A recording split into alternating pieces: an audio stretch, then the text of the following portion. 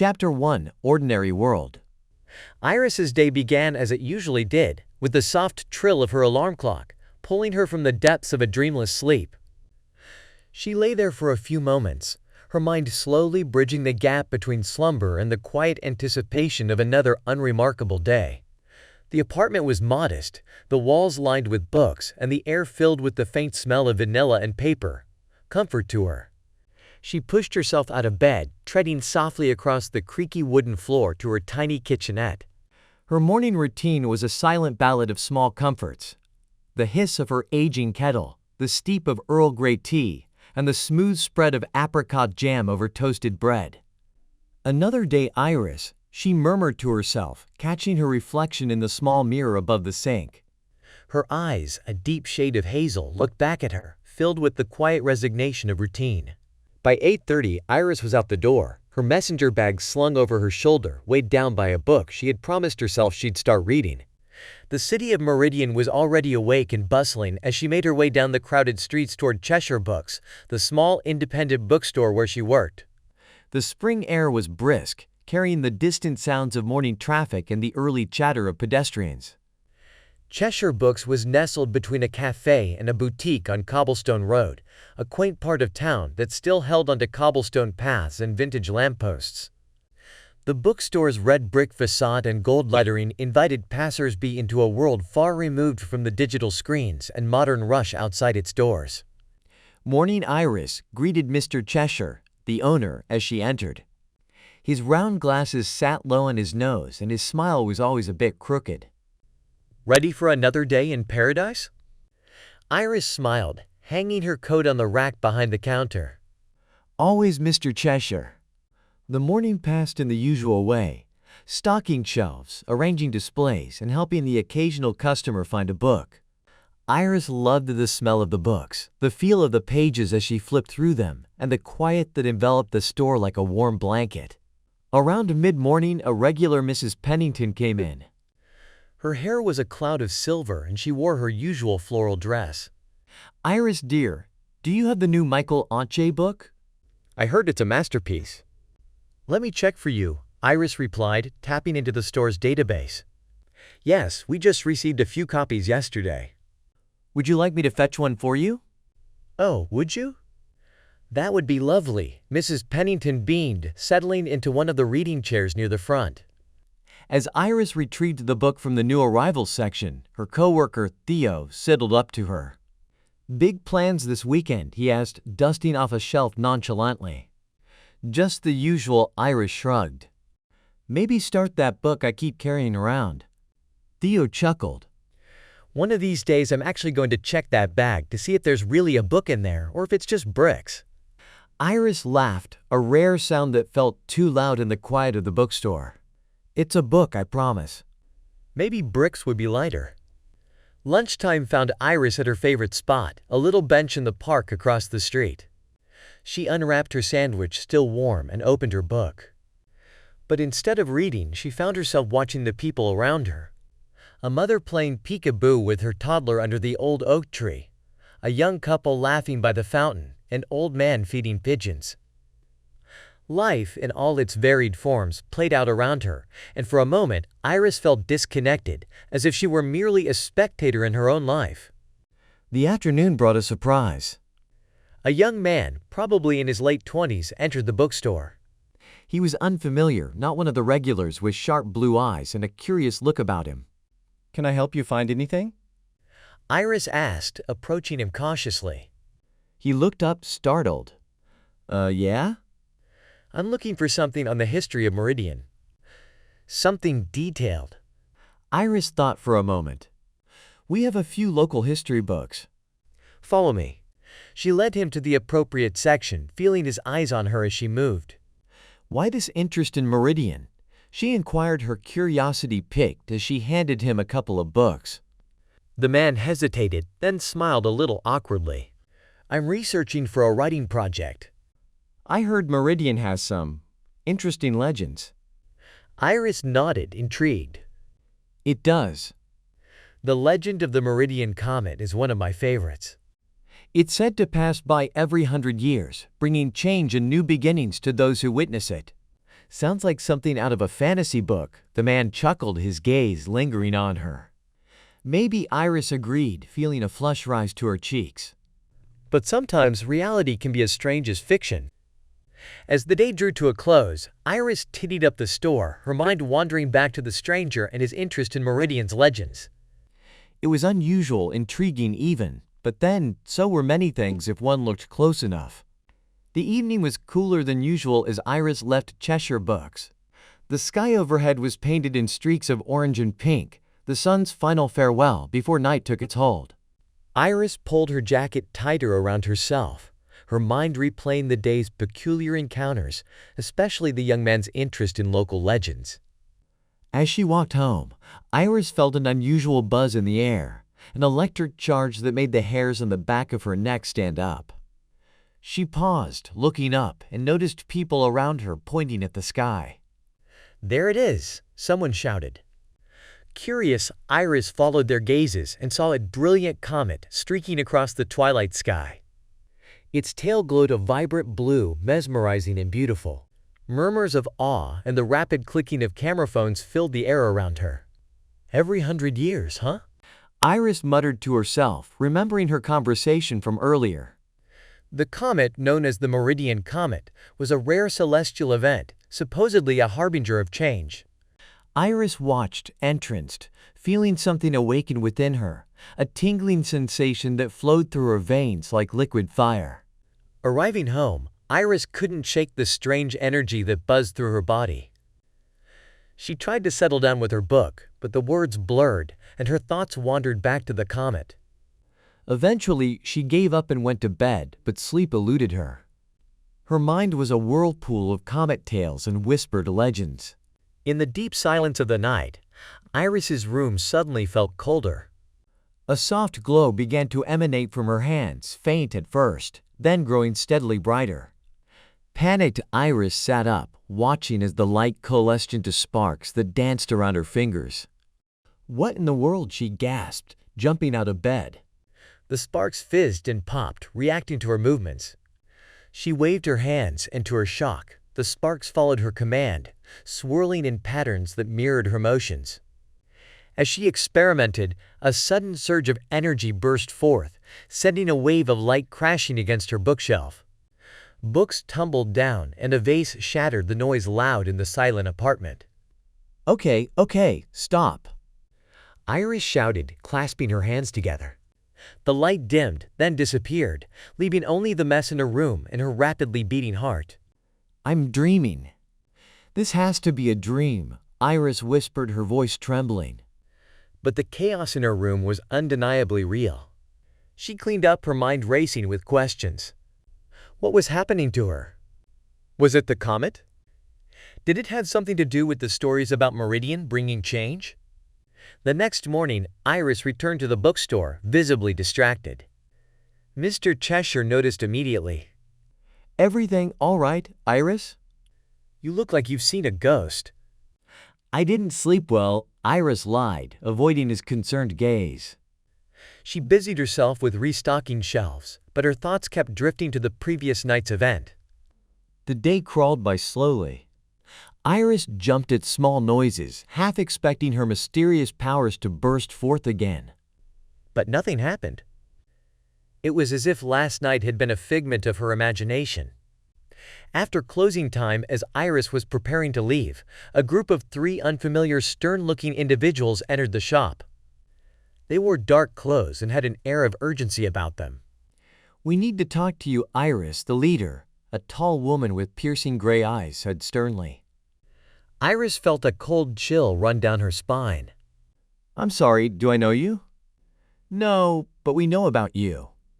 "About what happened last night," the woman replied, her eyes scanning the room. Fear gripped Iris. How did they know about her powers?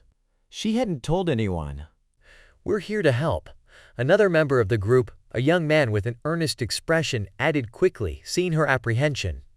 "We're part of an organization that deals with anomalies. What you experienced last night wasn't normal, but it wasn't unique either," the woman explained. "The comet, you've been chosen, Iris." "Chosen for what?" Iris's voice was barely a whisper, her hands trembling. To learn to understand your new abilities and to control them, the woman said. My name is Dr. Helena Marcos, and we can guide you. But we must leave now. It's not safe here. They might have followed us. Who's they? Iris asked, fear knotting her stomach. The ones who seek to control or eliminate people like you. People with gifts, Dr. Marcos answered. Iris took a deep breath, her mind a whirlwind of fear, confusion, and a pinch of curiosity. She thought of the chaos in her room, of the books and the vase of the light from her hands. Was she ready to step into a world she didn't understand?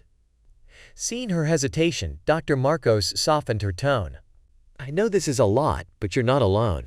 We'll protect you and we'll teach you. You have my word. Iris looked around the familiar bookstore, her sanctuary of stories and solitude. Now it felt like a cage too small for the burgeoning power within her. With a shaky breath, she made a decision that would change her life forever. Okay, Iris said, her voice steadier than she felt. I'll come with you. Dr. Marcos nodded, and the group quickly ushered Iris out of the bookstore and into the night, leaving her old world behind and stepping into the unknown. After leaving the bookstore with Dr. Helena Marcos and her team, Iris was ushered into a sleek black vehicle that seemed far too sophisticated for a casual drive. The interior was quiet, except for the soft hum of the engine and the occasional crackle of the radio from the front seat. Where are we going? Iris finally asked, her voice betraying her nervousness. To a safe house, Dr. Marcos replied, not turning to face Iris. It's secure and off the grid. We'll be able to talk more freely there. The car wove through the streets of Meridian, taking turns too quickly, doubling back occasionally, as if to ensure they weren't being followed. Iris tried to keep track of where they were going, but soon gave up, feeling disoriented and increasingly anxious. After what felt like hours but was likely only 45 minutes, the car slowed to a stop in front of a nondescript warehouse on the outskirts of the city. The building looked abandoned, with boarded-up windows and faded paint. Dr. Marcos led Iris inside through a heavy metal door that creaked ominously on its hinges. The inside of the warehouse was a stark contrast to its exterior. It was modern and well-equipped, with high-tech gear and multiple security screens displaying various camera angles. Several people moved about, some seated at computers, others discussing in low, urgent tones. This way, Dr. Marcos motioned to Iris, guiding her to a small conference room. You'll be safe here. We can answer some of your questions now. As they sat, Iris's mind raced. Who are these people that might be following us? And why me? What's so special about what happened to me? Dr. Marcos took a deep breath, her expression serious. Last night, when the comet passed, you weren't the only one affected. But your reaction was unique. The energy surge you experienced attracted attention, both good and bad. There are groups that seek to exploit such events and individuals like you for their own gain. And your group? Iris asked skeptically. We aim to protect people like you, help them understand their abilities and use them safely. We're part of an organization called the Guardian Network. We monitor unusual activities and intervene when necessary, Dr. Marcos explained. The door suddenly burst open and a young man rushed in breathless. Helena, we've got a problem. There are unidentified individuals scouting the area. Looks like they've picked up our trail. Dr. Marcos stood abruptly, her face hardening. We need to move now. Iris, I promise we'll continue this conversation, but we must keep you safe first. As they hurried out of the room, Iris felt a surge of panic. Everything was happening too fast and fear clutched at her heart. They navigated through a maze of corridors and into a garage filled with various vehicles. Into the van, one of the team members directed, opening the back door of a nondescript white van. The drive was tense, with everyone on high alert. Iris sat huddled in the back, trying to process her whirlwind of emotions. The fear of being chased, the confusion about her abilities, and the overwhelming sense of being utterly lost. After driving for a long while, the van slowed and eventually parked inside another smaller warehouse. Iris and the team disembarked quickly. We're just outside the city, Dr. Marcos explained. A temporary spot, but it should give us a few hours to regroup. Iris nodded, still feeling dazed. As they settled into the new location, Dr. Marcos approached her. Iris, I know this is difficult, and I'm sorry for all the secrecy, but it's necessary. Can you tell me exactly what happened last night? Every detail might help us figure out why they're so interested in you. Iris recounted the events from the comet to the surge of magic and the chaos in her room. As she spoke, the team listened intently, occasionally exchanging looks or nodding. It sounds like you manifested elemental magic, one of the team members, a woman named Liz, commented. It's rare and powerful. That might explain the interest in you. But why now? I've never been able to do anything like this before, Iris said, her frustration growing. It's likely the comet's energy acted as a catalyst for latent abilities. The timing, your location, personal factors. It's not an exact science, Liz replied. Suddenly, their conversation was interrupted by an alert on one of the screens. They found us, someone called out. Panic ensued as the team scrambled to gather their equipment. Dr. Marcos grabbed Iris's arm, pulling her along. We have a contingency for this. Come on. They rushed through a back door, across a dimly lit yard, and through a narrow alley. Iris's heart pounded in her chest as they ran, the sounds of their pursuers too close for comfort. They reached a small hidden door in an alley which led down to an underground tunnel. The tunnel was dark and damp, and they navigated it with only the light from their phones guiding them. This tunnel will take us to a secondary safe house, Dr. Marcos explained, her voice steady despite the situation. Once we're there, we can plan our next move. Iris felt overwhelmed but also strangely invigorated. The rush of adrenaline, the realization of her own untapped powers, and the immediate danger fused into a sharp clarity. She wasn't just running away. She was running towards something unknown and full of potential. As they moved through the darkness, Iris felt a resolve hardening within her. She was part of something bigger now, and she was not going to let fear define her choices. They emerged from the tunnel after what felt like an eternity, stepping into a dimly lit basement. Dr. Marcos secured the entrance, and everyone took a moment to catch their breath. We're safe for now, Dr. Marcos said, looking at Iris with a grim smile. But we'll have to keep moving. They won't stop. Iris nodded, understanding the gravity of her situation. What do I need to do? Learn, train, and stay one step ahead, Dr. Marcos replied. We'll help you. But right now, let's rest. Tomorrow will come soon enough, and we'll need all our strength. The sun had just begun to crest the skyline of Meridian, casting long golden fingers through the streets, when Iris and Dr. Helena Marcos disembarked from a nondescript vehicle several blocks away from their destination. Their overnight escape had been a success, but the tension of the pursuit lingered like a shadow. We need a better understanding of your abilities and potentially why you were targeted specifically, Dr. Marcos explained as they walked. I believe the answers may lie in the old records kept in the Meridian Central Library repository for much more than just books. The Meridian Central Library was an architectural relic cloaked in the grandeur of yesteryear with its stone facade and towering columns. Unlike the modern buildings that flanked it, the library was a testament to the city's rich history and mysteries. As they entered, the familiar scent of old paper and polished wood greeted Iris. She had been here many times before, but never with such a purpose. Dr. Marcos led the way to the main counter where a stooped elderly man managed the check-ins. Good morning, Jasper, Dr. Marcos greeted the librarian with a warm smile. We need access to the special collections room. Jasper peered over his glasses, a flash of recognition in his eyes. Dr. Marcos always digging for secrets. I suppose you had the clearance, but who's this? He nodded toward Iris. This is Iris.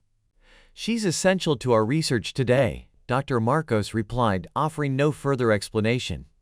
With a shrug, Jasper buzzed them in, pointing towards a narrow staircase hidden behind his sliding panel. You know the way. Just remember, some of those books haven't seen the light of day in decades. Handle with care. They descended into the bowels of the library, where the air grew cooler and the smell of antiquity stronger. The special collections room was a vault of knowledge, with rows of ancient tomes and manuscripts encased in protective glass. Dr. Marcos walked directly to a large table in the center of the room and spread out a map of the city.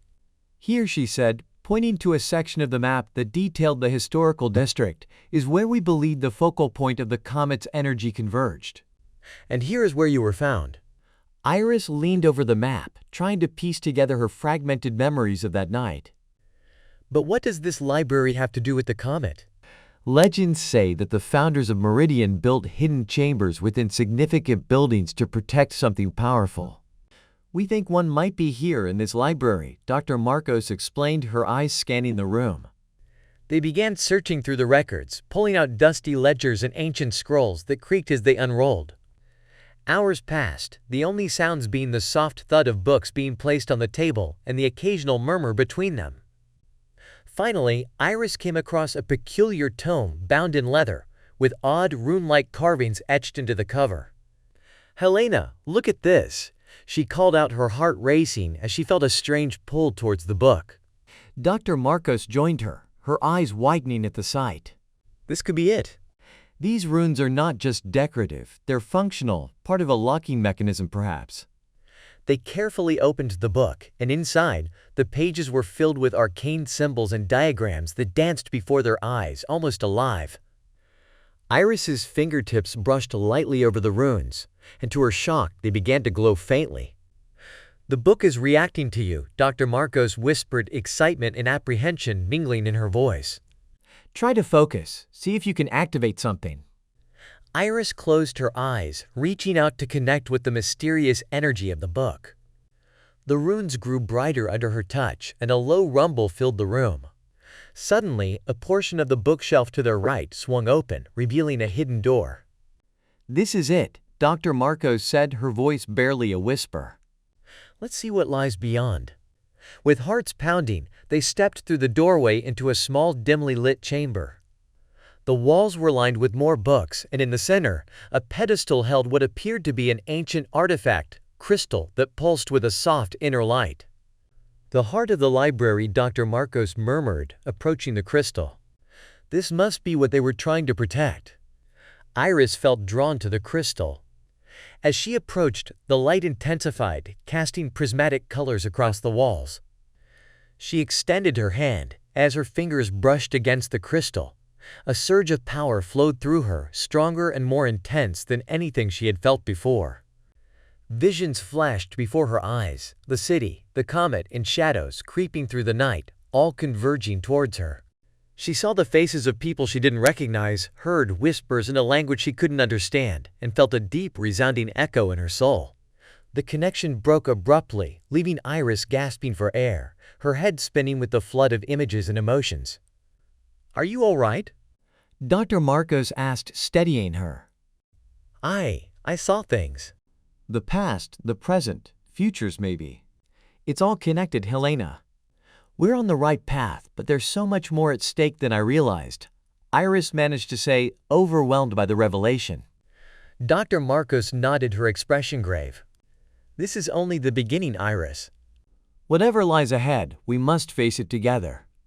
You're not just a part of this history now. You might be the key to its resolution."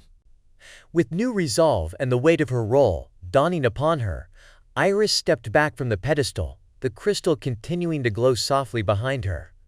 They left the hidden chamber, sealing it once more with the Book of Runes. After the revelations in the hidden chamber of the Meridian Central Library, Iris felt the weight of her newfound role pressing upon her.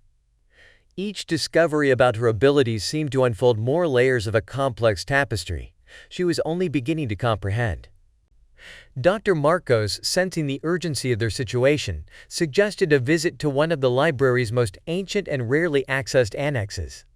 "It's said to contain a portal to Eldoria," Dr. Marcos explained as they walked down a narrow, torch-lit corridor. Legends speak of Eldoria as a parallel realm where magic is not just an element but the essence of existence. The annex was a grand hall, its walls lined with towering bookcases filled with ancient tomes. At the far end stood a massive door, ornately carved with runes similar to those Iris had activated in the hidden chamber. The air around it hummed with a palpable energy. "Is this safe?" Iris asked, her voice echoing slightly in the vast space. "Nothing about this journey is safe," Dr. Marcos replied, giving her a reassuring look. "But it's necessary." Eldoria might hold the answers to control your powers and understand why you were targeted.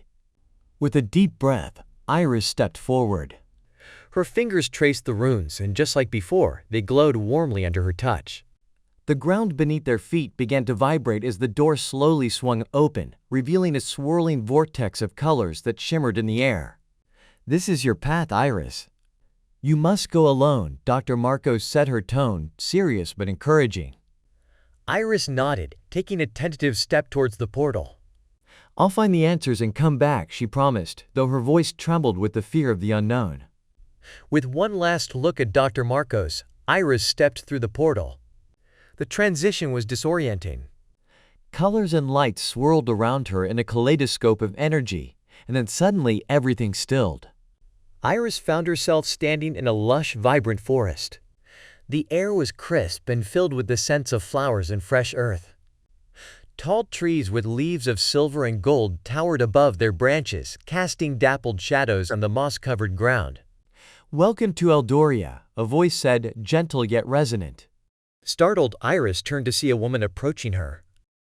She was ethereal in appearance, with long flowing hair, the color of midnight, and eyes that shimmered like stars. She wore a flowing gown that glimmered with a light of its own. "I am Liana, guardian of the portal," the woman introduced herself with a graceful bow. "You must be Iris." "We have been expecting you." "You have?" Iris asked, her confusion deepening. "Yes, your arrival was prophesied," Liana explained as they began walking through the forest. "Eldoria and your world are connected not just by magic but by destiny. You have a role to play here, one that will require great strength and courage." They walked in silence for a while, the beauty of Eldoria unfolding around them. The forest gave way to a clearing where a magnificent city rose in the distance, its spires reaching toward the sky, crafted from what looked like crystal and stone. "This is Ilarion, the heart of Eldoria," Liana said, gesturing toward the city. "Our world is governed by the High Council of Magic, and it is to them you must plead your case." As they approached the city gates, Iris noticed that the people of Eldoria varied greatly in appearance, from those resembling humans to others, who bore the traits of mythical creatures. Some had wings, others horns or tails, yet all moved with a purpose and harmony that spoke of a deeply ingrained understanding of magic. Upon entering Ilarion, they were escorted to the High Council's chamber. The building was awe-inspiring, with high-arched ceilings and walls that seemed to be made of living vines. A long crystal table sat in the center, around which sat the members of the council, all watching her with keen interest. Iris of Meridian, the head of the council, an imposing man with a voice like rolling thunder, addressed her. "You have crossed into our world at a time of great peril. The balance between our realms is threatened." Iris stepped forward, her resolve firming. "I came seeking answers and help." "I have powers that I don't understand, and there are forces that wish to harm me because of them." A murmur went through the council. After a brief consultation, the head counselor spoke again. "To understand your powers, you must train at the Arcanum, our Academy of Magic. There, you will learn to harness your abilities and hopefully uncover the nature of the threat you speak of." "Will you help me then?" Iris asked, hope kindling within her. "We will do what we must to preserve the balance," the head counselor affirmed. "Liana will remain by your side as your guide." Thus, Iris's journey in Eldoria began. She was enrolled in the Arcanum, where she studied the art of magic and learned the customs of a world so similar yet vastly different from her own. Each day brought new challenges, but also new friendships and alliances. She trained under the watchful eyes of the realm's most skilled mages, her powers growing stronger and more refined. As the weeks progressed, Iris's proficiency in Eldoria's mystical arts deepened, but her studies extended beyond the classrooms and spellcasting arenas of the Arcanum. Liana, her guide, often took her through the winding streets of Ilarion to explore the vibrant marketplaces and quiet shadowed alleys, helping her understand the culture and people of Eldoria. One crisp evening as the twin suns of Eldoria dipped below the horizon, casting a golden-pink glow over the city, Liana suggested they visit the night market, known for its exotic wares, and the colorful characters it attracted. The night market is a place of trade for not just goods but information, Liana explained as they meandered through the bustling stalls. Be cautious, Iris. Not all here have honorable intentions. Iris nodded, her senses heightened, absorbing the cacophony of sounds, from the calls of vendors to the laughter and bargaining of shoppers. The air was thick with the sense of spicy street food and sweet perfumes wafting from the various stalls. As they passed a shadowed alleyway, Iris's attention was caught by a sudden scuffle in the darkness. Two figures were grappling against the wall. Acting on instinct, she moved toward the disturbance, Liana's hand on her arm in restraint. "Careful, Iris." It's not our fight, Liana warned quietly. But as they drew closer, the larger of the two figures threw off his opponent and turned toward a small, elderly vendor who was trying to protect his goods. Something about the unjustness of the situation stirred Iris into action. I can't just watch, Iris said, pulling away from Liana. Before her guide could stop her, Iris stepped into the alley, her voice firm. Leave him alone. The attacker, a burly man with a sneer, turned towards Iris, his expression menacing. This doesn't concern you, girl. Walk away. Iris stood her ground, her hands instinctively weaving the beginnings of a defensive spell. Before the confrontation could escalate further, a new figure stepped out of the shadows of the alley, his approach silent and almost ghostly. That's enough, Torvak. The newcomer's voice was calm, but carried an undercurrent of undeniable authority. He was lean, his features obscured by a hood, but his posture radiated confidence and danger. The man named Torvak sneered at the newcomer but took a step back. "This isn't over, Victor," he growled before disappearing into the crowd. The elderly vendor murmured his thanks, quickly gathering his fallen items, while the mysterious savior turned his attention to Iris. It's unwise to intervene in street disputes, especially for someone who doesn't understand the stakes, he said, his tone cool. And who are you to decide the stakes? Iris retorted, feeling both grateful and irritated. Victor.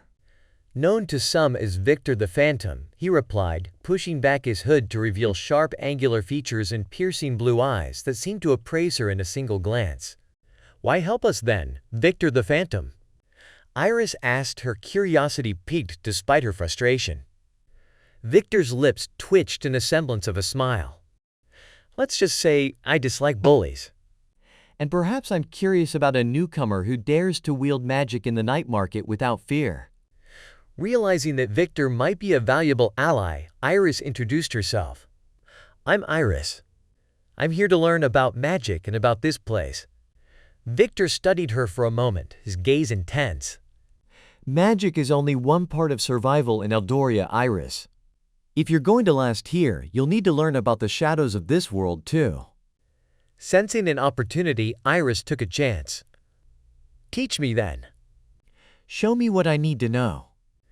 Victor considered her proposal, his eyes narrowing slightly. "Why should I help you, Iris?" "Because I can learn and I can fight. I stood up to Torvak, didn't I?" Iris's voice held a challenge. A slow grin spread across Victor's face. All right, Iris. "I'll show you the parts of Eldoria that the Arcanum won't." But be warned, it's not all magic in markets. The real Eldoria can be much darker. Thus began Iris's tutelage under Victor, whose knowledge of the underworld and the darker aspects of magical society proved as invaluable as it was dangerous. Victor led her through the underbelly of Ilarion, where the gleam of the city gave way to grit and shadow. He taught her how to read the true intentions hidden behind friendly smiles and how to negotiate with information brokers and black market dealers. Through Victor, Iris learned of the fragile alliances and power struggles that simmered beneath the surface of Eldoria's magical community. She also discovered more about her own abilities, particularly how they could be applied in unexpected non-academic ways. As the days turned into weeks, Iris found herself relying on Victor's guidance more and more. However, she also began to see the loneliness that haunted his eyes, a reflection of his life on the fringes. Despite his tough exterior, there was a kindness there, a protective nature that he revealed only in rare, unguarded moments. One evening, as they walked back through the quieter streets of Valerian after a particularly risky encounter with a cabal of dark magic practitioners, Iris turned to Victor, her expression thoughtful. "Why do you live like this, Victor?" "Always in the shadows?" she asked, her voice soft in the twilight. Victor's smile was wry, tinged with sadness. "Some of us don't have the luxury of a choice, Iris. The shadows chose me long before I could decide for myself." Understanding the depth of his solitude, Iris reached out, placing her hand on his arm. "Maybe now you have someone to walk with you out of the shadows." Victor looked at her, a mix of surprise and something deeper flickering in his eyes before he masked it with his usual nonchalance. "Perhaps Iris?" "But be careful what shadows you step into. Not all are as benign as mine." After weeks of exploring the shadowed underbelly of Valerian with Victor's guidance, Iris felt more attuned to the complexities of Eldoria. Yet her training and experiences had primed her for a more significant challenge, one that would require venturing beyond the city's mystical boundaries. Victor had spoken often of the Whispering Woods, mystical forest said to be alive with ancient magic and hidden knowledge. It was here that Iris hoped to find deeper insights into her powers, possibly even hints about the origins of the mystical energy that had transformed her life. "Are you sure about this?" Victor asked, eyeing the dense, fog-enshrouded trees as they stood at the forest's edge. The woods seemed to pulsate with a quiet, eerie energy, the sounds of rustling leaves carrying whispers on the wind. Iris nodded, her determination firm. "I need answers, Victor." "And I have a feeling they're in there." With a resigned sigh, Victor adjusted his pack. "Then, let's not keep the mysteries waiting." They stepped into the forest, the canopy closing above them like a darkened veil, dimming the light to a twilight glow. The air was cool, filled with the earthy scent of moss and old growth. The further they ventured, the more the forest seemed to shift subtly around them, paths twisting and turning in ways that defied reason. "We need to be careful," Victor murmured, his eyes scanning the shifting shadows. "The woods are said to be alive and not particularly fond of uninvited guests." As they moved deeper, the whispers grew louder, a cacophony of soft voices that seemed just out of comprehension. Iris tried to focus on them, reaching out with her newfound magical senses to decipher the words. "It's like they're speaking directly into my mind," Iris said, her voice hushed. "I can almost understand them." Victor watched her with concern. "Don't let them overwhelm you. We don't know what kind of magic we're dealing with here." Suddenly, a figure emerged from the shadows ahead, a tall, cloaked man leaning on a gnarled wooden staff. His presence seemed as natural as the trees around him, and he regarded them with bright, piercing eyes. "Who ventures into my woods without leave?" he asked, his voice echoing with the timbre of the forest itself. "We mean no intrusion," Iris replied, stepping forward. "I am Iris, and this is Victor." "We seek knowledge and perhaps guidance." The man studied them for a long moment before nodding slowly. "I am Theron, the sage of these woods." "Few seek me out, and fewer still find me without my wishing it." "Why should I offer you my aid?" Iris felt the weight of his gaze as if he were peering into her very soul. "I have powers that I don't understand," she explained, her voice steady despite her nerves. "Powers that were awakened under a rare celestial event in my world." "I believe there is a connection between the magic of this place and my own." Theron's eyes flickered with a spark of interest. "A celestial event, you say?" "Come then." "We shall see what the spirits of the forest make of you." He turned and led them deeper into the woods. The environment grew stranger, the trees arching in unnatural angles and the air thrumming with unseen energy. Finally, they arrived at a small clearing where the ground was covered in a carpet of luminescent moss and the air shimmered with ethereal light. "Stand in the center," Theron instructed Iris, pointing to a circle of stones that seemed to pulse with a gentle, inviting glow. Iris did as she was told, feeling a surge of energy from the earth below as she stepped into the circle. The whispers crescendoed into a harmonious chant, and the air around her sparked with iridescent light. "Focus on your inner core where your power lies," Theron said, his voice both guiding and commanding. "Let the forest see your essence." Iris closed her eyes, drawing on her training with Victor. She reached down into herself, touching the raw, vibrant power that pulsed just beneath her consciousness. As she embraced it, the energy surged outwards, intertwining with the magic of the forest. A wind whipped through the clearing, the trees bending as if in supplication, and the ground beneath her feet thrummed with power. Iris felt connected to everything, the life force of the forest merging with her own. When the wind died down, Theron was looking at her with a new respect. "Your power is rare indeed," he said thoughtfully. "It bears the mark of the stars themselves. But it is untrained wild. You need guidance or it will consume you." "I will accept any help you can offer," Iris said, her voice firm with resolve. Theron nodded, his face serious. "Then stay here in the Whispering Woods under my tutelage. Learn what it truly means to wield power with wisdom." Iris glanced at Victor, seeking reassurance. Victor gave a subtle nod, his usual reticence overtaken by the gravity of their situation. "Very well," Iris agreed. "I will learn from you, Theron." As Victor and Iris prepared to set up a temporary camp at the edge of the clearing, Theron spoke again. "Be warned, both of you. The path of magic is fraught with peril, and the secrets of the woods are not given lightly. Be ready to face not just the darkness without, but also the darkness within." Under the dense canopy of the Whispering Woods, Iris's training began with the dawn. Theron, the sage of the forest, was a strict but patient teacher, guiding her through the intricate dance of drawing and channeling the natural energies around them. Each morning started with meditation, sitting among the ancient trees, learning to listen to the whispering voices without being overwhelmed. "The first step to controlling your power is understanding it," Theron instructed as they sat on the moss-covered ground. "You must feel the life in everything around you.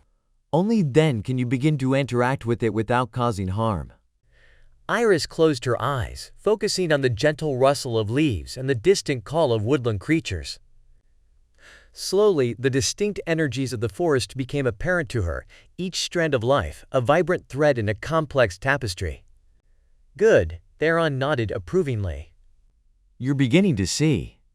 Now try to extend your senses, reach out to those threads." Tentatively, Iris reached out with her mind, feeling the cool energy of a nearby stream, the robust growth of the towering trees, and the delicate flutter of a bird's wings. It was exhilarating and terrifying in equal measure, this deep connection to the world around her. As the days passed, her training expanded from meditation to practical application.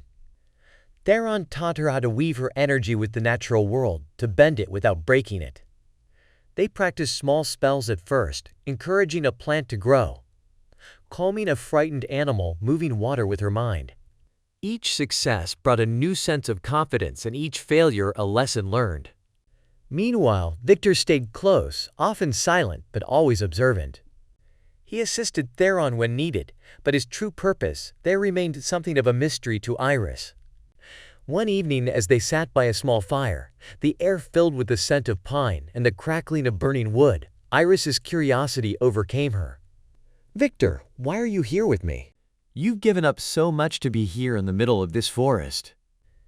Victor looked into the fire, his eyes reflecting the flames. "I suppose it's time you knew more about me," he began, his voice low. "I wasn't always Victor the Phantom, the thief, the shadow in the dark. There was a time when I too was touched by magic in a way I didn't understand." He paused, collecting his thoughts. "I was younger, much younger. My family lived on the outskirts of Ilarion, simple folk who tended the land. But I was different. I could see things others couldn't, know things I shouldn't. It scared my parents and it scared me." Victor shifted slightly, his gaze still fixed on the dancing flames. "One night my abilities attracted the wrong kind of attention, dark mages who saw in me potential to be exploited. They took me from my home, tried to bend my will, my magic to their purposes. It took me years, but I finally escaped them, and I've been hiding in the shadows ever since, using my abilities to survive, to protect myself from those who might still seek to use me. Iris listened, her heart aching for the young boy who had endured so much. And now you help me, even though it risks everything. Victor met her gaze, his expression earnest.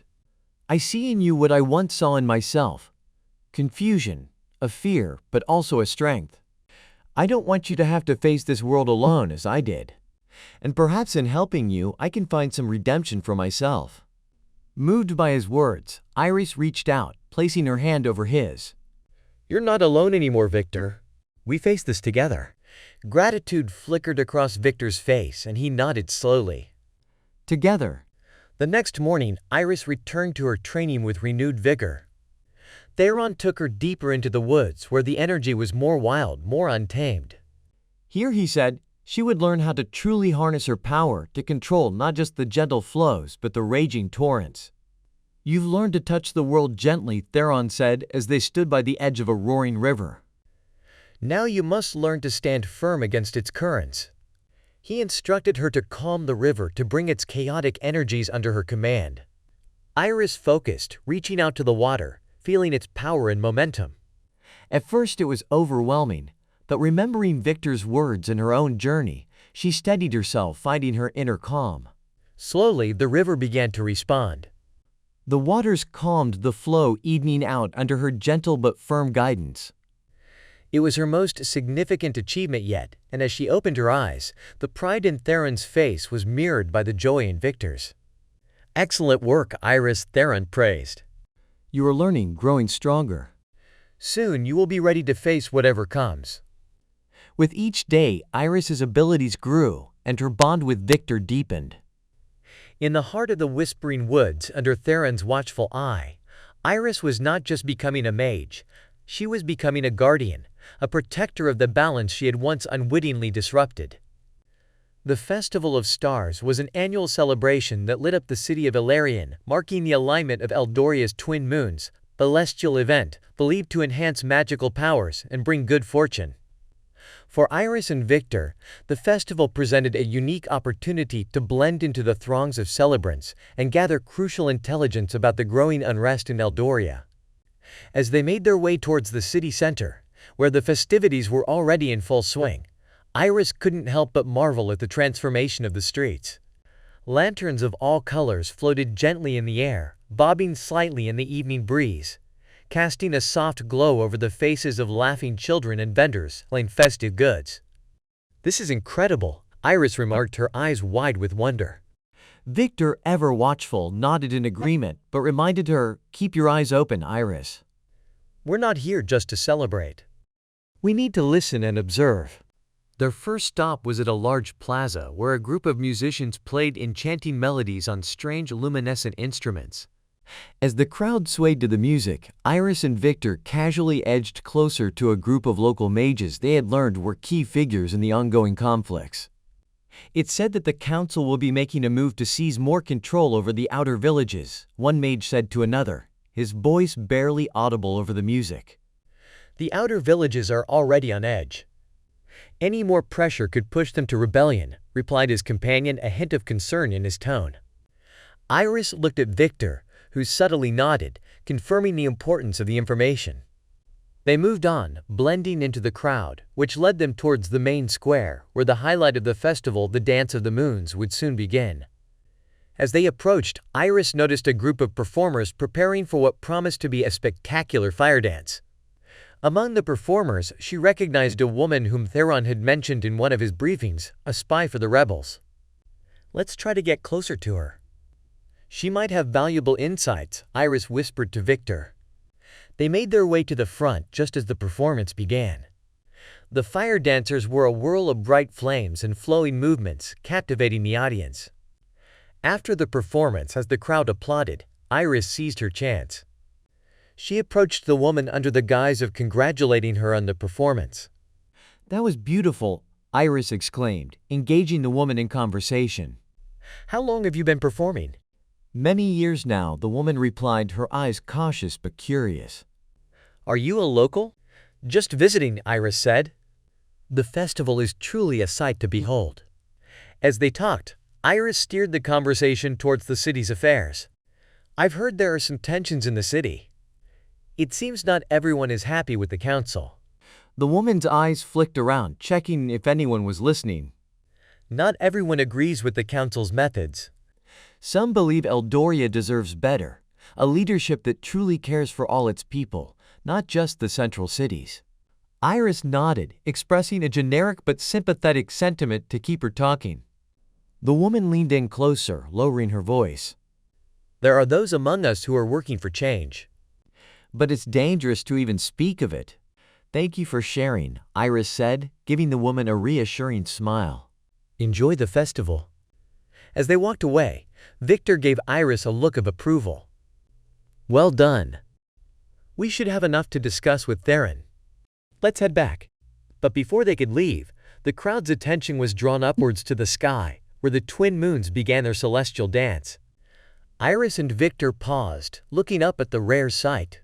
As the moons aligned, a wave of energy pulsed through the crowd, a tangible buzz of magical power that left everyone momentarily breathless. It's beautiful, Iris murmured, feeling the magic stir within her, responding to the cosmic alignment. Victor watched her, a thoughtful expression on his face.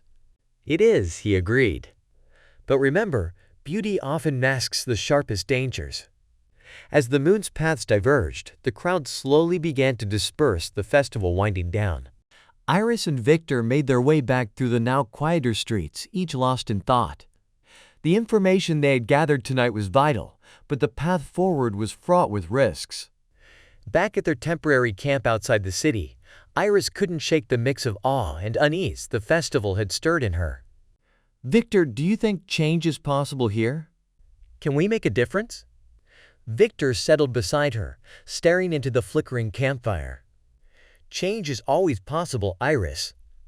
But it comes at a cost, and sometimes that cost is high. We need to be prepared for that. Iris nodded, her resolve hardening. Then we'll be ready. We have to be.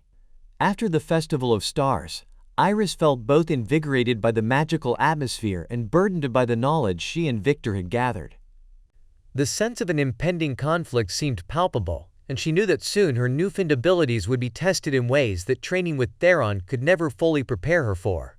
The opportunity came sooner than expected. While returning to the Whispering Woods from Alarion, Iris and Victor encountered a disturbance along one of the less traveled paths. A group of scouts from the Dark Army, notorious for their allegiance to a rogue faction, intent on overthrowing the current governance of Eldoria. Victor, always vigilant, spotted them first. Iris, we need to be cautious.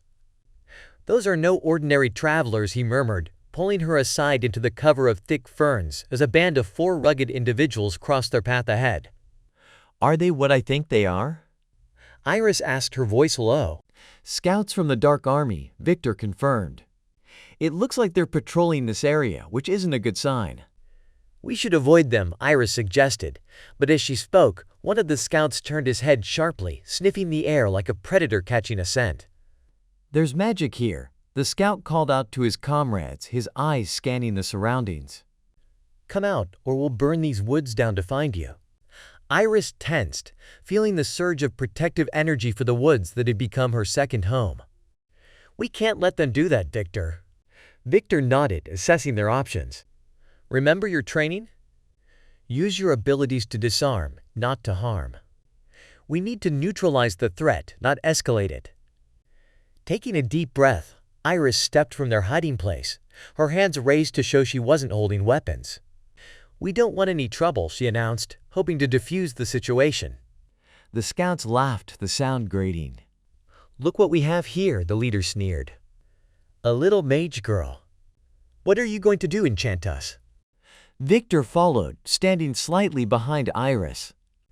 We're just passing through. Let us go our way, and we'll let you go yours.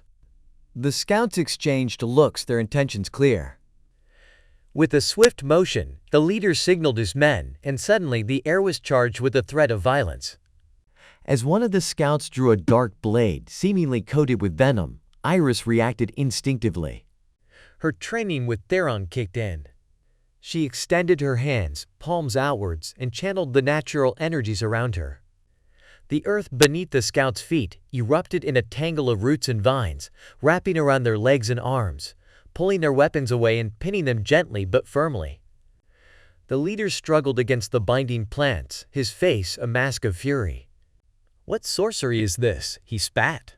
"It's the forest itself," Iris replied, her voice steady. "You threatened its peace and it responded." Victor kept a watchful eye on the restrained men, ready to act if needed. "Let's leave them here. The vines won't hold them forever, but it will give us enough time to get back to the safety of the woods."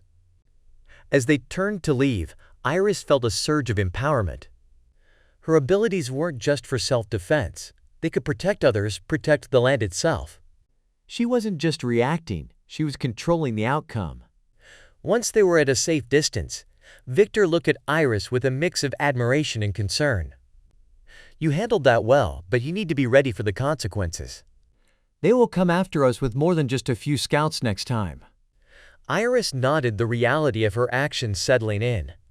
I know, and I'll be ready. "I have to be." This is just the beginning, isn't it? Yes, Victor agreed, his eyes scanning the horizon as the light began to fade. "This is only the start. You're part of something much bigger now."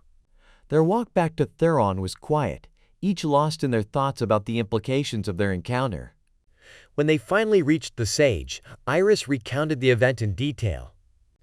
Theron listened intently, his expression thoughtful. "You're learning, Iris, and your powers are growing. But remember, with great power comes great responsibility." You must always think of the consequences of your actions, not just for you, but for all of Eldoria. Iris understood Theron's warning. She was no longer a mere bystander in the unfolding drama of Eldoria. She was a participant, and her decisions, her powers, could tip the balance of the looming conflict. After the encounter with the Dark Army Scouts, Iris felt a shift within herself, a newfound resolve mixed with the daunting realization of her growing responsibilities. Her thoughts often wandered to the implications of her powers and her place in Eldoria's turbulent times. One evening, while Iris and Victor were seated near the hearth in Theron's cottage, the sage pulled from his shelf an ancient dust-covered tome. The cover was etched with symbols that shimmered faintly in the firelight, suggesting a magic that was both old and powerful. "I believe it is time for you to learn about the prophecy," Theron said, his voice somber as he laid the heavy book on the table before them. "A prophecy?" Iris echoed, a twinge of apprehension threading through her curiosity. Theron nodded, opening the book to a page marked by a faded ribbon. Long before the city of Valerian was built, when magic was still wild and untamed, a prophecy was recorded by the Oracle of Eldar, the seer of old. It speaks of a starborn mage who would emerge under a celestial alignment, a mage who could either save Eldoria or lead it into ruin. Victor leaned forward, his expression tense. "And you believe Iris is this starborn mage?" The signs align, Victor, Theron replied, glancing towards Iris. "The night of the comet in your world, Iris, the powers you have shown, and now the unrest in Eldoriet, all points to the ancient words of the Oracle." Iris felt a chill run down her spine as Theron turned the book towards her, allowing her to read the faded script.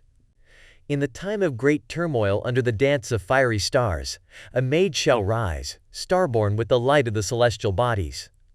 Their power shall either forge Eldoria's salvation or ignite its destruction. The path of balance shall be tested, and the world will change at the Starborn's behest. Salvation or destruction." "That's quite a burden to place on someone's shoulders," Iris said softly, feeling the weight of the prophecy sink in. "It is not just a burden, Iris," Theron said gently. "It is also a beacon of hope." "Many prophecies are open to interpretation. Your actions, your heart, and your choices will determine the path you take." Victor placed a reassuring hand on her shoulder. "You're not alone in this, Iris. We'll face whatever comes together." Iris nodded, drawing strength from Victor's unwavering support. "What must I do?" she asked Theron. "How can I prepare for this?" "Continue your training," Theron advised. "Learn all you can about your powers, about the balance of magic." Understand not just the strength of your abilities, but the wisdom needed to wield them. And he added, his eyes locking with hers, "You must learn about the dark forces gathering against us." The prophecy also speaks of a shadow that seeks to unbalance Eldoria. You must be ready to face it when the time comes. The following days were a blend of rigorous training and deep study. Iris spent hours with Theron, practicing the control of her powers, and with Victor, learning the tactics and strategies of those who might oppose them. Each night, she pored over books and scrolls about Eldoria's history and magic, seeking to understand the forces at play. As the training intensified, Iris began to harness her abilities with greater confidence, learning not just to react, but to anticipate and strategize. She developed a deeper connection to the natural magic of Eldoria, feeling it flow through her like a second heartbeat. One evening, after a particularly grueling session, Iris and Victor took a walk through the Whispering Woods to clear their minds. The forest was calm, the air filled with the gentle sounds of nocturnal creatures and the whisper of the wind through the leaves. I never imagined my life would take this turn, Iris confessed as they walked. To think that a prophecy might dictate my fate. Victor stopped, turning to face her in the moonlight. Prophecies might guide us, Iris, but they don't define us. You are more than a prophecy. Whatever choices you make, whatever path you choose, it will be yours, not just because a prophecy said so. Iris smiled, grateful for Victor's perspective. Thank you, Victor. I needed to hear that.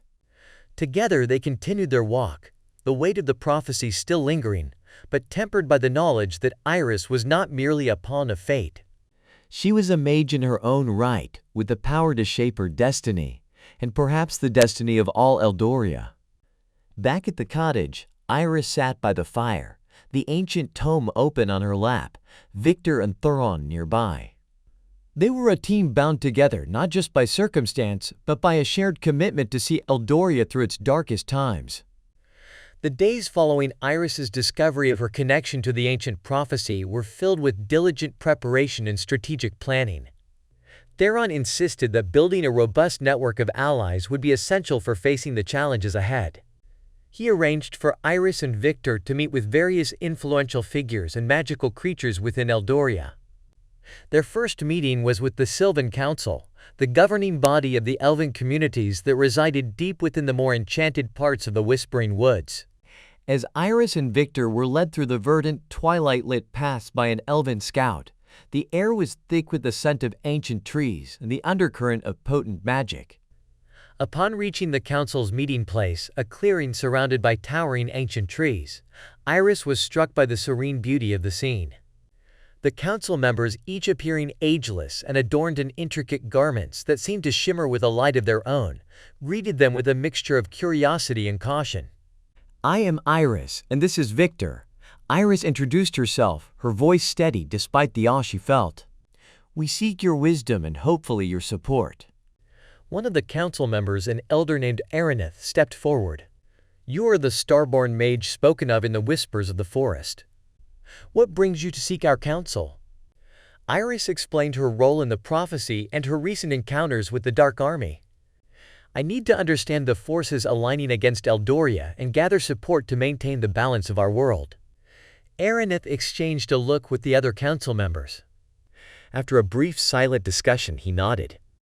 The Dark Army you speak of is led by Malachar, a former counselor who turned to forbidden magic. He seeks to overthrow the natural order and replace it with chaos. Why would he desire chaos?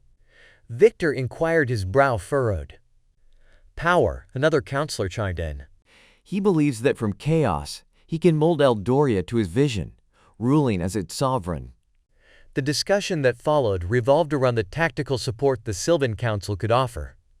We can provide you with scouts and healers, Araneth declared. And our archers are at your disposal? We too wish to see the natural balance preserved. Grateful, Iris and Victor left the Sylvan Council with renewed hope. The alliance had not only bolstered their forces, but it also deepened Iris's understanding of the enemy they faced. Their next meeting was with a group less bound by tradition and more by necessity, the network of thieves and outcasts in Illyrian, a faction Victor knew well. They convened at night in a secluded tavern in the city's underbelly, where whispers were often more telling than shouts. "You're taking on Malachar. That's a tall order," remarked a wiry man with sharp eyes known as Jareth, the unofficial leader of the group. "We're not just taking him on," Iris responded, feeling Victor's encouraging presence beside her. "We're working to protect Eldoria from his chaos." Jareth sized her up, then nodded slowly. "Malachar has enemies in every corner of Eldoria, and he mistakes trying to recruit from us. We can offer information, maybe more. There's strength in the shadows, too." "Thank you," Iris said, understanding the importance of having eyes and ears within the city. Every bit of help brings us closer to peace. With each alliance forged, Iris's network grew, encompassing a wide range of Eldoria's inhabitants. Her days were filled with meetings, planning sessions, and continued training. Each night, she and Victor would discuss their progress and the best ways to integrate their new allies into a cohesive force. However, building alliances wasn't without challenges. Not everyone was willing to stand against Malachar, fearing his retribution. Iris learned to navigate these political waters with a blend of diplomacy and the earnestness that came naturally to her. One afternoon, as Iris and Victor were mapping out their next moves, Theron approached them with a grim expression. "I have news," he said. "Malachar is aware of your efforts to unite the factions against him.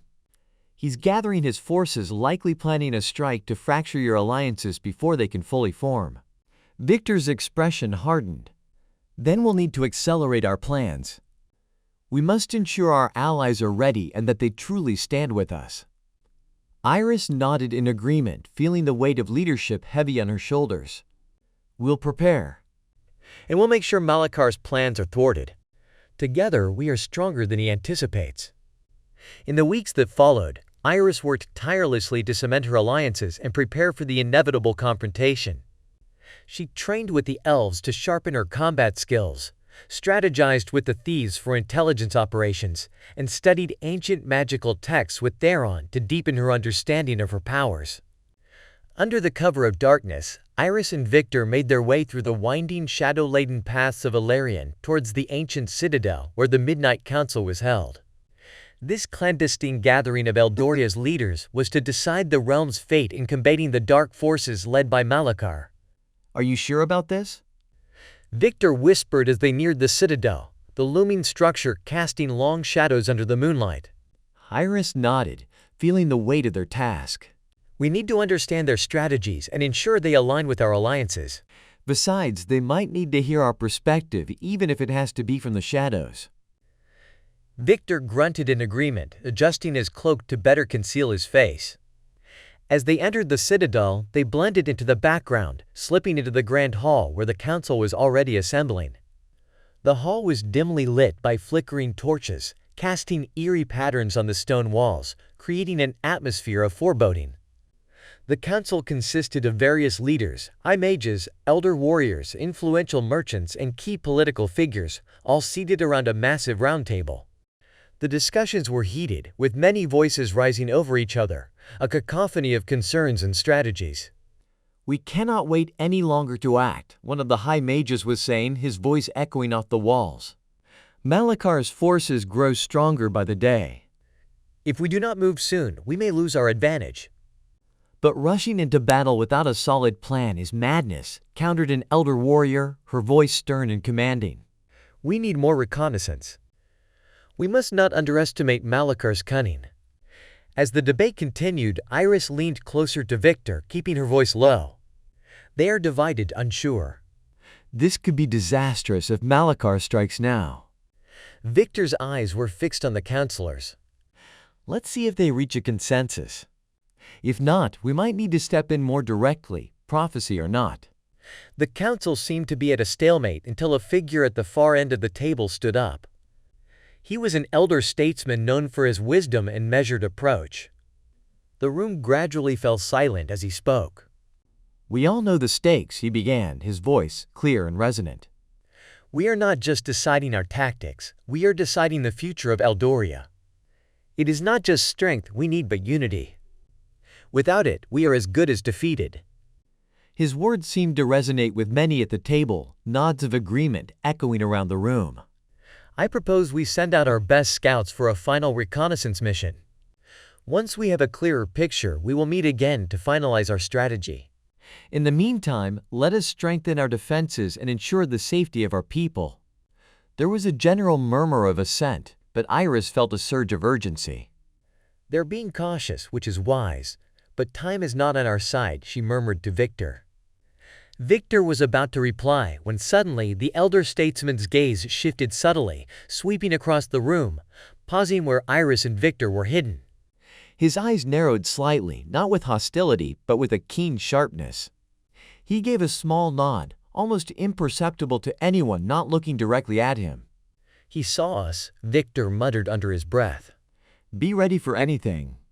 The meeting slowly adjourned, the counselors dispersing with much to ponder. Iris and Victor waited until the hall cleared before making their exit, slipping out into the cool night air. As they walked back through the citadel's gates, the elder statesman from the council appeared from the shadows, his approach silent but firm. I thought I recognized the whispers of prophecy among us tonight, he said, his expression unreadable.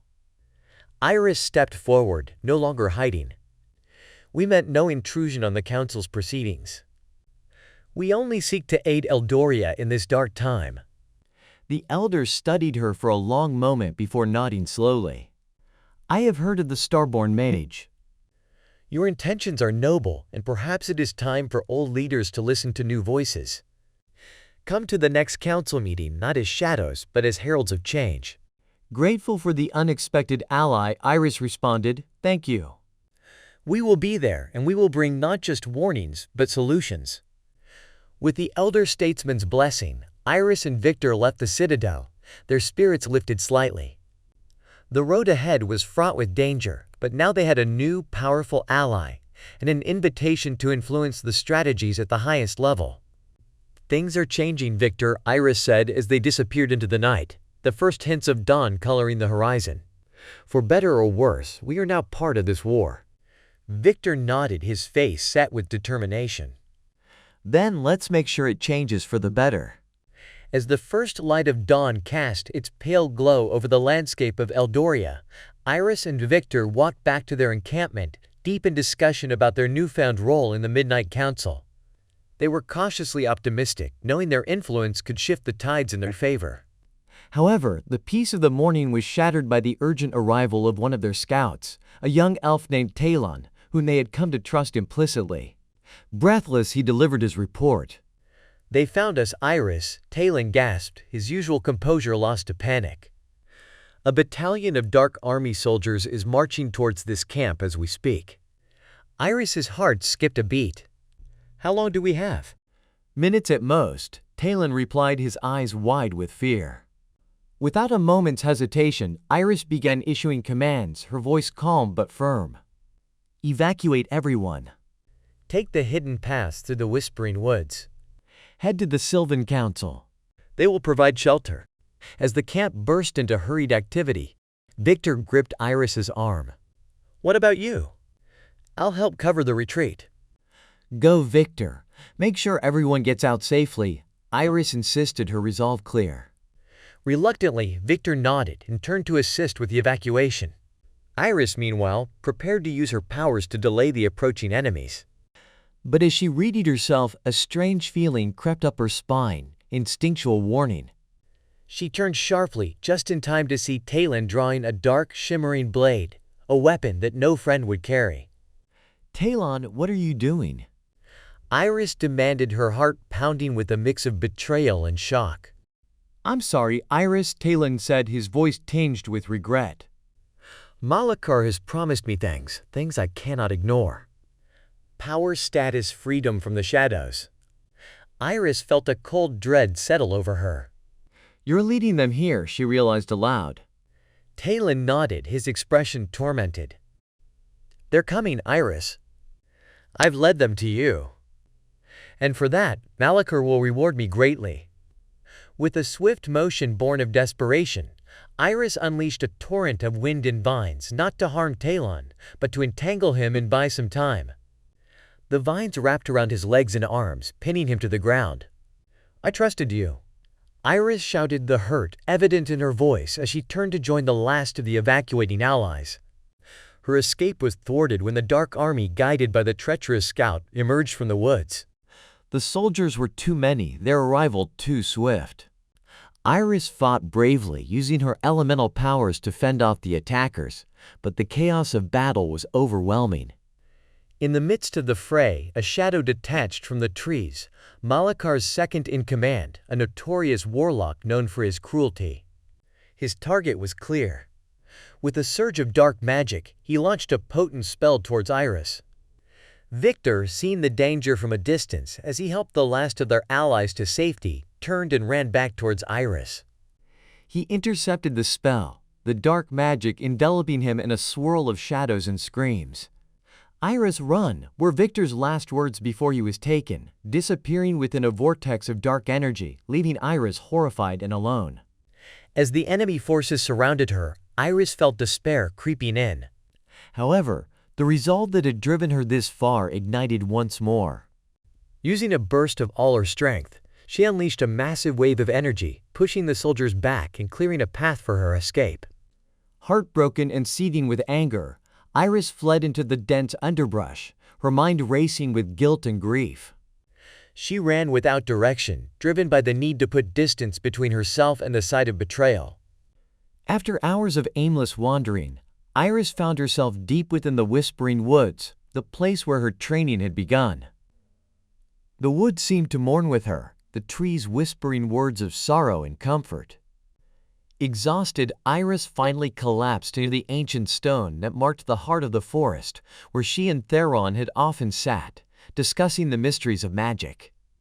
Tears streamed down her face, not just for Victor, but for the trust she had placed in Talon, for the safety of her allies, and for the uncertainty of their cause. As she cried, a gentle touch on her shoulder made her look up. It was Theron, his face etched with concern.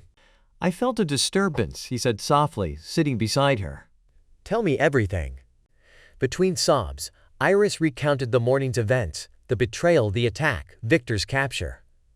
Theron listened in silence, his expression growing grimmer with each word. When she finished, Theron spoke, his voice steady but filled with an undercurrent of anger. "Malakar will pay for this treachery, and we will do everything in our power to rescue Victor. You are not alone in this, Iris. Remember, the darkness can only reign until the light returns." And return it will. Under the somber shadows of twilight, Iris stood before a small assembly of her most trusted allies in a secluded grove within the Whispering Woods. Her face was set with determination, her eyes burning with a resolve forged in the betrayal and battles of the past days. "Tonight we have one goal, to rescue Victor," Iris declared, her voice echoing slightly in the quiet forest. Around her were the Sylvan archers, a few brave thieves from Ilarion, and some of Theron's most adept apprentices. "He sacrificed himself to save me, and I will not leave him in Malakar's clutches." The group listened intently as Iris laid out her plan. She had spent the last 2 days gathering intelligence with the help of the Thieves' Network and some magical reconnaissance performed by Theron's apprentices. They had located the Dark Army's temporary encampment deep in the Blighted Valley where Victor was held captive. "We strike at dawn when the changing of the guards happens. Their security is lowered during that time, and we will use that to our advantage," Iris explained, unfurling a map on the ground in front of her. "We split into 3 groups. One will create a diversion at the camp's perimeter. The second will secure our escape route. The third, which I will lead, will infiltrate the camp and retrieve Victor." Each member of the team nodded in understanding, their faces a mixture of nervousness and determination. "Do not underestimate the enemy," Theron added, stepping forward. "Malakar's forces are formidable, and they are likely to have magical defenses in place. Stay alert."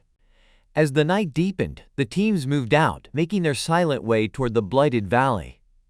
The air was thick with tension each step, taking them closer to a confrontation with Malakar's forces.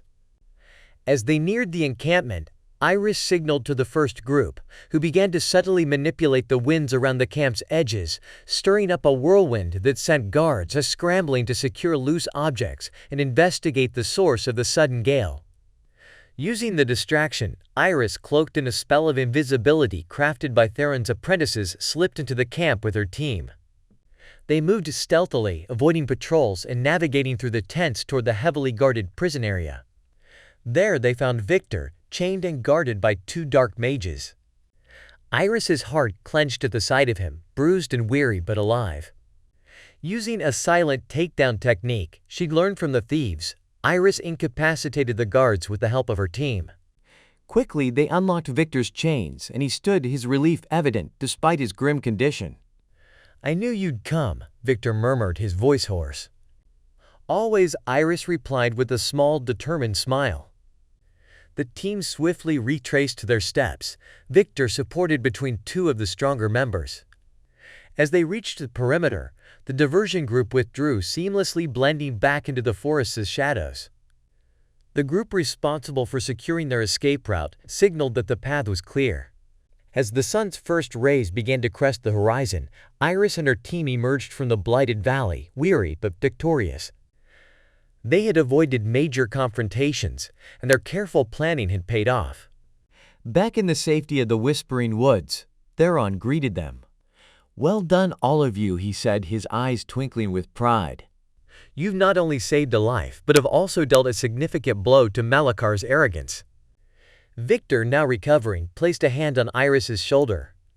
"Thanks to you, Iris. You've grown more than just in power. Today you've shown true leadership." Iris felt a warm glow of accomplishment mixed with relief. "We did it together." "This is just the beginning, though. We have to be ready for what comes next. Malakar won't take this defeat lightly." As the group dispersed to rest and tend to their wounds, Iris walked to the edge of the grove, looking out over the woods that had become her sanctuary and battlefield. The path ahead was fraught with danger, but she felt ready to face whatever challenges came her way. With her friends and allies by her side, she was no longer just a mage caught in the winds of fate. She was a leader, a protector, a true guardian of Eldoria. After Victor's rescue, Iris's team had little time to rest. Theron had uncovered information about an ancient artifact believed capable of sealing the dimensional rifts that Malakar had been exploiting to summon dark forces into Eldoria. The artifact, known as the Heart of Eldar, was said to reside deep within the sunless catacombs beneath the ruined highlands, place shrouded in dark legends and perilous paths. As they gathered at the entrance to the catacombs, Iris briefed her team on the mission. The group consisted of herself, Victor, a few Sylvan archers, and two of Theron's most adept apprentices. "These catacombs are ancient and treacherous." Iris started her torch, casting eerie shadows on the stone walls. The Heart of Eldar is said to be protected not only by physical traps, but by magical wards as well. Stay close and stay alert. Victor, now fully recovered and armed, nodded solemnly. "I've read about these catacombs. They twist and turn, confusing all who walk their paths. We'll need to be as sharp mentally as we are physically." The entrance was a gaping maw in the side of a craggy hill, vines partially obscuring the ancient stonework. As they descended, the air grew cooler, and the darkness seemed to consume all light, making their torches appear as mere flickers in the overwhelming gloom. The catacombs were vast, the corridors lined with ornate carvings that told the lost tales of ancient Eldoria. The deeper they went, the more Iris felt the weight of history around them, and the sense of danger that these silent halls had witnessed. Hours into their trek, they encountered their first obstacle. The corridor before them was lined with statues of Eldorian warriors, each holding a spear or sword. As soon as Victor stepped forward, the nearest statue's eyes glowed red, and it raised its weapon. "Back!" Iris yelled, pulling Victor back just as the statue swung its sword. A quick assessment from one of Theron's apprentices revealed the nature of the trap. "It's a pressure-activated ward. Step on the wrong tile and you trigger the attack." Carefully observing the patterns on the floor, Iris directed the team on where to step, navigating through the statues without further incident. "We need to be even more careful," Iris said, her voice echoing slightly. "These catacombs were designed to protect something very powerful." Their journey continued, fraught with challenges. They crossed chasms, disabled traps, and deciphered ancient puzzles that tested their knowledge and wit. Throughout, Iris proved an effective leader, her resolve unshaken even when the path seemed insurmountable. Finally, they reached a large vaulted chamber where the heart of Eldar was said to reside. The chamber was circular with a domed ceiling that depicted the cosmos of Eldorian lore. In the center of the room, on a stone pedestal, sat a crystalline artifact, pulsing with a light that seemed to beat like a heart. "The heart of Eldar," Victor whispered, his voice filled with awe. But as they approached, a shadow detached itself from the wall, growing into a dark figure robed and menacing. "You have come far, but you shall go no further," it hissed, and the air around it twisted with dark energy. Iris stepped forward, her staff ready. "We will not be stopped, not by you or Malachar." The figure laughed, a sound that chilled their bones. "Foolish mage, you know not what powers you meddle with." With a swift motion, Iris cast a spell of binding light arcing from her staff to envelop the figure. But it was strong, and the battle that ensued tested every bit of her skill and power. The catacomb echoed with the clash of magic, the dark energy of the figure against the pure light from Iris. After a grueling struggle, Iris finally managed to subdue the figure, binding it long enough for Victor to rush forward and secure the heart of Eldar from its pedestal. "We have it," Victor exclaimed, but his triumph was short-lived. "We need to leave now." With the artifact in their possession, the catacombs seemed to come alive, shaking with a rumble that threatened to bury them under tons of stone. Racing back through the corridors they had so carefully navigated, Iris led her team with the heart of Eldar cradled securely in her arms. They emerged from the catacombs just as the sun began to set, casting long shadows over the landscape. Behind them, the entrance to the catacombs collapsed, sealing it once again with all its dark secrets and ancient traps. Exhausted but victorious, the team made their way back to their camp. Iris held the heart of Eldar before her, its light now steady and calm. "This artifact can close the rifts. It can end this war," she said, a fierce joy rising in her despite the fatigue. Victor placed a hand on her shoulder, his smile tired but genuine. "And you, Iris, will be the one to lead us to that end." "You've proven yourself a leader, a true guardian of Eldoria." After the harrowing expedition to retrieve the heart of Eldar, Iris found herself grappling with the vastness of her powers and the responsibilities they entailed. Exhausted physically and mentally, she sought a brief respite within the tranquil confines of Theron's cottage. That night, as Iris slept, her dreams were unusually vivid. She wandered through a dreamscape that mimicked the lush forests of Eldoria but with surreal shifting elements. Trees whispered secrets in a language she felt she almost understood, and the stars above shimmered with an ethereal light that seemed to beckon her. As she walked, a figure appeared on the path ahead. It was a woman cloaked in robes that rippled with the colors of twilight, her eyes covered by a blindfold that glowed faintly with starlight. "Welcome, Iris," the figure spoke, her voice echoing as if from a great distance. "I am Aliana, a dreamwalker.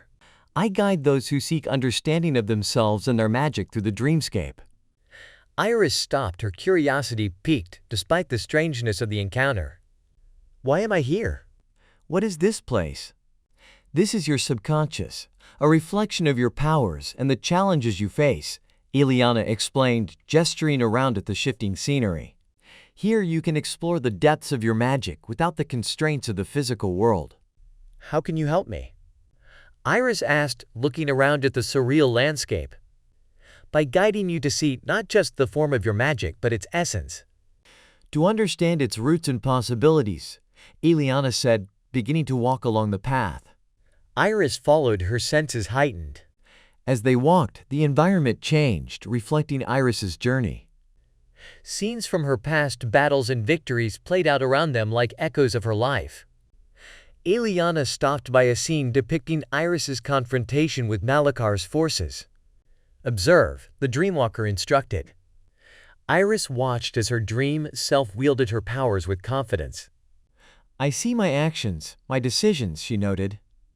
"But look deeper," Ileana urged. "See the connections, the flows of energy, the consequences, both seen and unseen." Iris focused, and the scene expanded to show the ripple effects of her decisions, how they affected the people around her, the land, even the balance of power in Eldoria. This is your burden, but also your gift, Eliana said gently. Your power is not just in combat. It's in creation, in healing, in transformation. They moved on, coming to a clearing where the night sky was clear and filled with stars. Eliana guided Iris to look up. Your powers are tied to the cosmos, to the very fabric of this world. You can draw on them not just for strength, but for insight. How? Iris asked, feeling overwhelmed but eager. By listening, by being open to the energies around you. Let them guide you, teach you. Eliana's voice was soothing, a balm to Iris's tumultuous thoughts. In the dreamscape, Iris closed her eyes, reaching out with her senses. She felt the energy of the land, vibrant and alive, a part of her and apart from her. It was an exhilarating and humbling experience. You are learning, Eliana smiled. But remember, the greatest power comes with the greatest responsibility. Use your abilities to protect, to heal, to mend. Not just to fight. As dawn approached in the waking world, the dreamscape began to dissolve. Eliana's figure became translucent, her voice a fading whisper. Remember what you have learned, Iris. Let it guide you in the waking world. Iris woke up in her bed, the first light of dawn streaming through her window. She sat up, feeling different, more at peace with her role and her powers. She understood now that her journey wasn't just about fighting a war. It was about understanding the deeper layers of her magic and using that knowledge to create a better future for Eldoria. Dawn broke with a crimson hue, casting long shadows over the gathered forces at the edge of the ruined highlands. Iris stood at the forefront, clad in her battle armor, the heart of Eldar secured within her cloak. Beside her, Victor and Theron surveyed the vast army. They had assembled the Sylvan Council, the resilient fighters from the Thieves' Network, and various mages and warriors who had joined their cause from across Eldoria. Today they would storm Malakar's stronghold, a formidable fortress that sprawled across the blackened crest of Dead Mountain. The air was tense with anticipation and fear, but also with determination. This was the culmination of all their efforts, the final stand against the darkness that threatened their world. Today we fight not just for the survival of Eldoria, but for its soul, Iris proclaimed, her voice carrying across the ranks. We stand united, a beacon of hope against the shadow. Let us show Malakar that light will always triumph over darkness. Cheers erupted from the assembled troops, their morale bolstered by her words. With a final nod from Victor and Theron, Iris signaled the advance, and the army surged forward, a wave of resolve, rushing towards the looming gates of the fortress. The initial clash was fierce.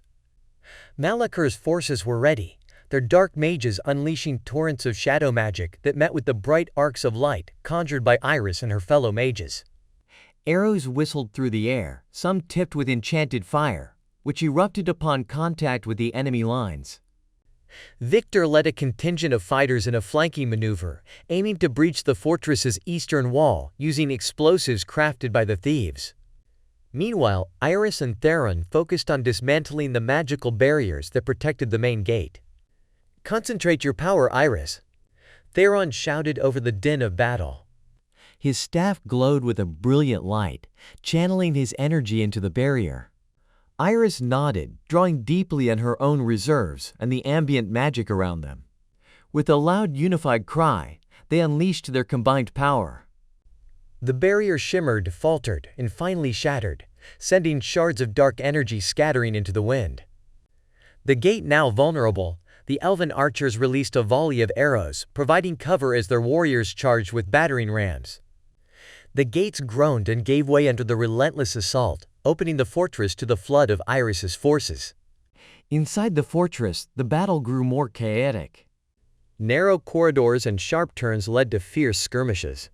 Iris found herself fighting back to back with Victor as they navigated the dark, twisting paths of the stronghold. We're close to the central keep. That's where Malakar will be, Victor said, parrying a blow from a dark soldier. Iris nodded, dispatching another foe with a swift, precise movement. Lead the way. As they reached the keep, they encountered a grim sight. The floor was strewn with the bodies of both their allies and enemies. At the end of the bloodied hall sat Malachar on his dark throne, his expression one of amused malevolence. So the starborn mage finally arrives, Malachar taunted, rising to meet them. His presence was a maelstrom of dark energy, the air around him crackling with malevolent power. Iris, be careful, Theron warned, stepping forward to stand beside her. This ends today, Malachar, Iris declared, her voice steady, despite the palpable wave of dark magic emanating from him. Malachar sneered, extending his hands to unleash a torrent of shadows. Iris countered with a burst of radiant light, her powers amplified by the heart of Eldar. The two forces collided with a thunderous roar, light and shadow, battling for supremacy. The duel was grueling, pushing Iris to her limits. but with each passing moment, her resolve hardened, fueled by the sacrifices and hopes of her allies. Drawing deep on the heart of Eldar's power, Iris channeled all her energy into one final devastating burst of light. Malachar's defenses cracked. He staggered, weakened, as the light overwhelmed him. With a final scream of defiance, the dark mage was consumed by the brilliance, his shadow dissolving into nothingness. Exhausted but victorious, Iris collapsed to her knees, her breath heavy. Victor and Theron rushed to her side, their expressions a mix of relief and awe. "You did it, Iris," Victor said, helping her to her feet. You really did it. Around them, the remaining dark forces surrendered or fled, their will broken with their leader's defeat. The battle was over. The stronghold, once a symbol of terror, was now a testament to their triumph. As the sun rose higher, casting away the last shadows of the night, Iris looked out over the battlefield, her heart heavy for those lost, but hopeful for the future. Eldoria was free from Malachar's tyranny thanks to the unity and courage of its people. The battle had ended, and the once imposing fortress of Malachar now stood silent, a testament to the fierce conflict it had witnessed. The air was thick with the scent of victory and loss as Iris and her allies gathered in the aftermath, tending to the wounded and mourning the fallen. In the midst of this, a grave situation unfolded. Victor, who had fought valiantly alongside Iris, was grievously wounded. A dark sorcerer had landed a near-fatal blow during the final moments of the siege. Now he lay on a makeshift stretcher, his breathing labored, his face ashen. Iris knelt beside him, her heart sinking at the sight of his pale countenance. Theron stood nearby, his expression somber. The wound is infused with dark magic, he explained quietly. It is beyond my healing skills. Victor's eyes fluttered open, meeting Iris's gaze. Looks like I've seen better days, he said with a weak attempt at humor. Iris forced a smile, squeezing his hand. "You're going to be fine, Victor." We'll find a way. Theron interjected gently, "Iris, there is a way, but it comes with a heavy cost." He held up the heart of Eldar, its light pulsing softly. "This artifact can close the portal permanently, sealing away the dark forces. But its power could also be used to purge the dark magic from Victor's body, saving his life." Iris looked from the artifact to Victor, torn. The weight of her next decision bore down on her. Closing the portal would prevent any future invasions, securing peace for Eldoria. But it would mean losing Victor, who had been her steadfast protector and friend through countless battles. "What are my options, Theron?" Iris asked, her voice barely a whisper. "Use the heart to close the portal, and Victor's chances are slim. He may not survive the night," Theron replied gravely. Use it to save him, and the portal remains open, leaving us vulnerable to future threats. Victor, overhearing the conversation, gave Iris's hand a gentle squeeze. "Make the choice for Eldoria, Iris. Not for me." Tears welled up in Iris's eyes as she wrestled with the decision. She looked around at her weary, battered allies, who had fought so bravely for a chance at peace. Then she gazed back at Victor, whose life hung by a thread, his fate now in her hands. Taking a deep breath, Iris stood, lifting the heart of Eldar with trembling hands. She walked a few paces away, her mind a whirlwind of emotion and duty.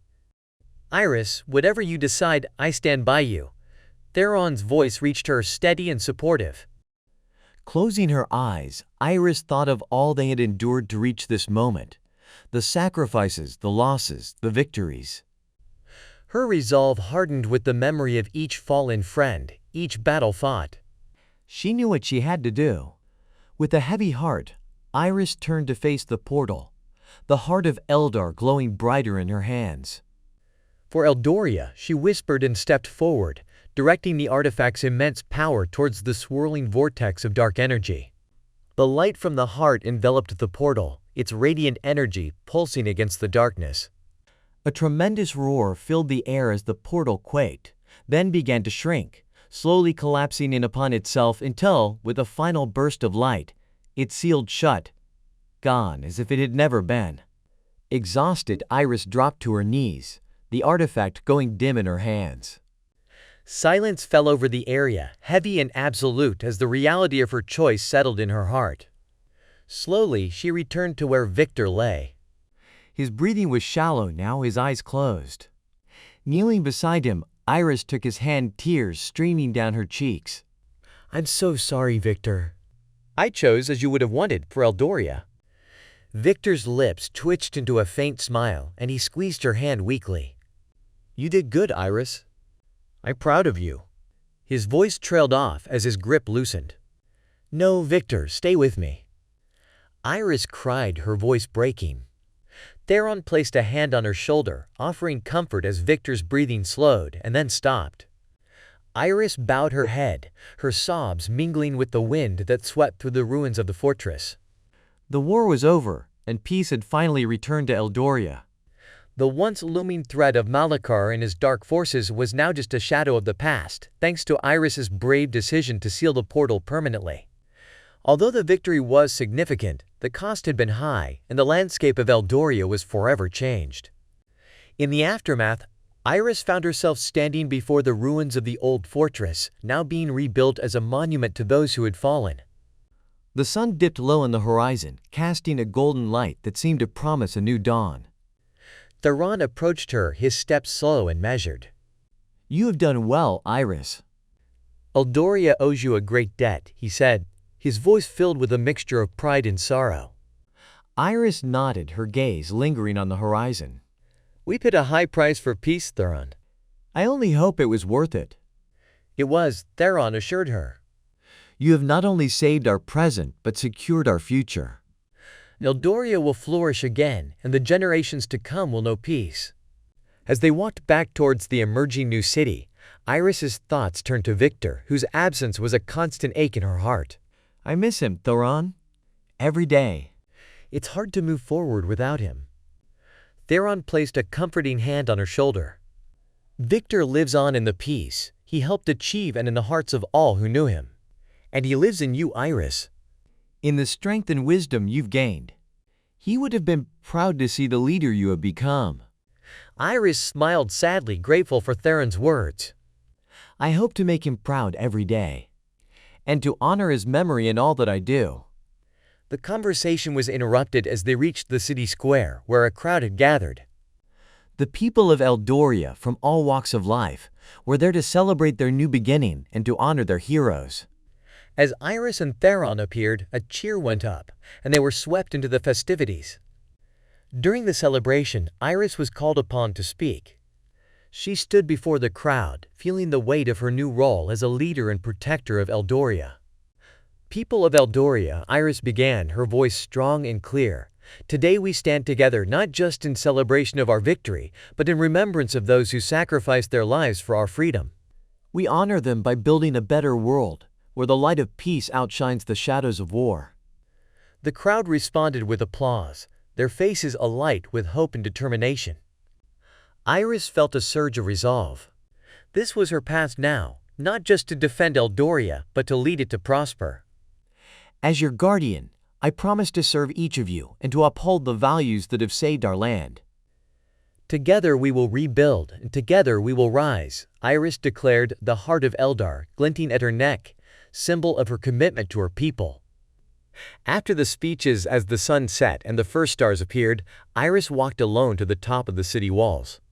Looking out over the land, she felt a deep peace settling in her soul. Eldoria was safe, its people united, and though the path ahead would undoubtedly hold new challenges, Iris felt ready to meet them. She thought of Victor, of Theron, of all her allies and friends who had walked this journey with her.